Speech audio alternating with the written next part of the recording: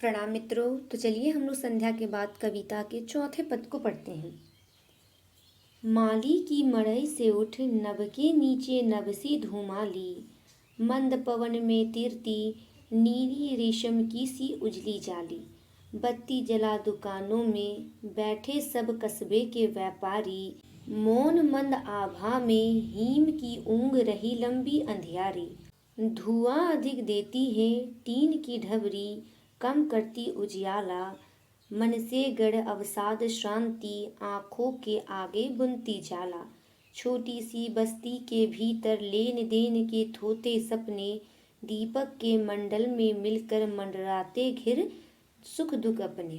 कवि लिखते हैं कि माली की मड़ई से उठ नभ के नीचे नभ सी धूमाली, अर्थात माली के मड़ई यानी कि उसके कच्चे मकान से जो धुआं निकल रहा है शाम होने के बाद, वह धुआं आकाश के नीचे एक परत बना लेती है, जिससे ऐसा लगता है कि वह एक धुंधला आकाश हो। आगे कवि लिखते हैं कि मंद पवन में तीरती नीली रेशम की सी हल्की जाली, अर्थात जो माली के मड़ई से धुआं उठ रहा था वह धुआं आकाश में हवाओं में ऐसे तैरता प्रतीत होता है मानो वह नीली रेशम की पतली पतली जालियां हों। आगे कवि लिखते हैं कि बत्ती जला दुकानों में बैठे सब कस्बे के व्यापारी, अर्थात जो व्यापारी लोग यानी कि जो लोग सामान बेचने का काम करते हैं वे लोग अपनी दुकानों में बत्ती जला कर के बैठ गए हैं, क्योंकि शाम का समय हो गया है और ग्राहक आने का भी समय है। इसलिए कस्बे और गांव के जो व्यापारी लोग हैं वे लोग बत्तियां जला जला कर अपनी दुकानों में बैठ गए हैं।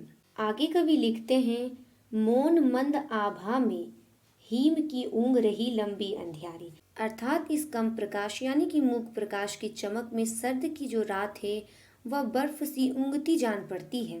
आगे कवि लिखते हैं, धुआं अधिक देती है टीन की ढबरी, कम करती उजियाला, अर्थात पुराने समय में जब बल्ब नहीं था तब गाँवों में लोग ढिबरियाँ जलाया करते थे।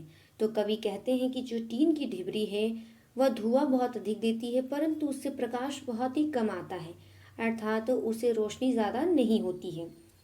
आगे कवि लिखते हैं कि मन के गढ़ अवसाद श्रांति, आंखों के आगे बुनती जाला, अर्थात इस ढिबरी के कम प्रकाश को देखने के बाद लोगों के मन का जो दुख है वह उनकी आंखों के सामने आके जाला बुनने लगती है, यानी कि उन्हें अपने दुख की याद आ जाती है।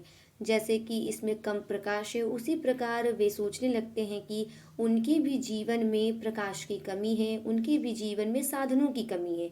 आगे कवि लिखते हैं, छोटी सी बस्ती के भीतर लेन देन के थोथे सपने, अर्थात व्यापारी वर्ग जो है वह एक दूसरे से जो लेन देन के सपने देखता है वो थोथे यानी खोखले सपने हैं, क्योंकि उनका इस कस्बे या इस गांव में सीमित व्यापार भी होता है और उसी के साथ साथ उनकी आय भी सीमित होती है। उनकी आय में किसी प्रकार की कोई बढ़ोतरी नहीं होती। इसलिए कवि कहते हैं कि इस छोटी सी जगह में जो व्यापारी वर्ग व्यापार कर रहे हैं उनके लिए जो लेन देन के सपने हैं वे खोखले हैं, वे थोथे सपने हैं। आगे कवि लिखते हैं, दीपक के मंडल में मिलकर मंडराते घिर सुख दुख अपने, अर्थात इस दीपक की लो के मंडल के इर्द गिर्द ही सुख और दुख मंडराते रहते हैं लोगों के, यानी कि जो भी लोग इस छोटे से कस्बे या गांव में रहते हैं उनके जो सुख दुख हैं वह इस छोटे से ही गांव में सीमित रह जाते हैं। संध्या के बाद कविता के 5वें पद को हम लोग अगले वीडियो में पढ़ेंगे। तब तक के लिए धन्यवाद।